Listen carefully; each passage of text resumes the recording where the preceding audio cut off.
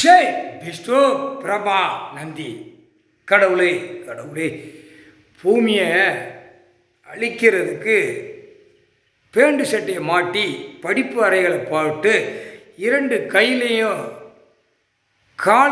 காது ஒலியை கேட்கறதுக்கு ஓடிக்கொண்டே இருக்கான். என்ன காரணம்?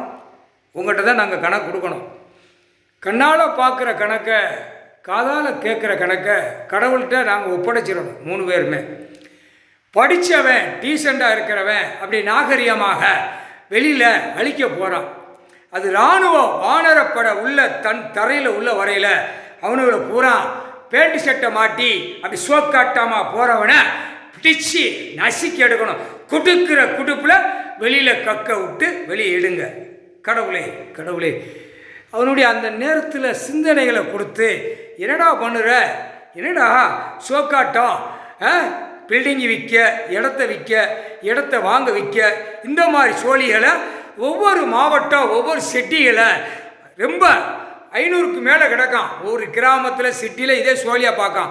பேப்பரை வட்டிக்கு வாரக்கடை கொடுத்து அதுலேயும் சோழியை பார்க்கான். வேறு வேலையெல்லாம் கிடையாது.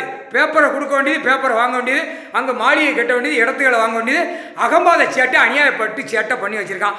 ரொம்ப காகித பேப்பர் வந்து அவன் பொண்டாட்டிமார்களுக்கு அப்படியே கெட்டுக்கட்டா கொண்டு போய் கொடுத்து சிரமமாக கழுத்தில் வாங்கி ஆட்டி கொண்டே போகிறான். இது என்ன அர்த்தம்? உழைப்பு இல்லாமல் கஞ்சா, போயலை, போதை மாத்திரைகள், போதை ஐட்டங்கள், ஊசி போடுற மாதிரி ஆவரம். இது ஒரு பக்கம் நடக்கு, இது ஒரு பக்கம் நடக்கு. கடவுளே, ஈஸ்வரனே, பரமேஸ்வரன், இதுக்கு தக்க தண்டனையாக கொடுக்கணும். சிட்டி கிராமத்தில் அடைக்கல உள்ள சிக்கலில் மாட்டிடுவான்.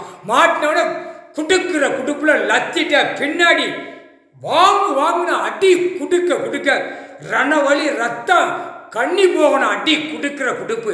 வானரப்பட இராணுவ வீரர்கள் அந்த கணக்கில் அவங்க மைண்டில் அந்த சிந்தனைகளை ஏற்றி அந்த டைமில் கணக்கை கொடுத்துருங்க. முக்கால் சத்தியம். கடவுளே கடவுளே, ஈஸ்வரனே, பரமேஸ்வரனே, முக்கால் சத்தியம்.